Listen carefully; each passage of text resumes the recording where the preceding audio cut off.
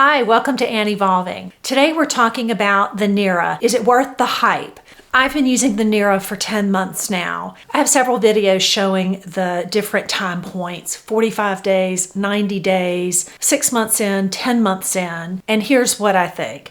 If you want to find an alternative to Botox or filler, the NIRA is an excellent device and I completely recommend it. I know I did my live where I come in and I turn my head and I show you the live before and after with me turning. But what I'm also going to do is put them on my Instagram so that you can scroll through and see them as a photograph so that you could really look at them and zoom in and see close-ups. If you aren't following me over on Instagram, it's Ann Evolving. And I have a blog, annevolving.com, and I can put pictures there as well. So if a video is helpful to you, I have them here. I'm just here to let you know that it works. And I don't have to get Botox. I don't have to get filler. And I'm really enjoying the effects of it. Take a moment, give me a thumbs up, subscribe here, but also just letting you know if you want to see the close-ups, they're over on my Instagram. Thank you for watching, and I will catch you in the next one.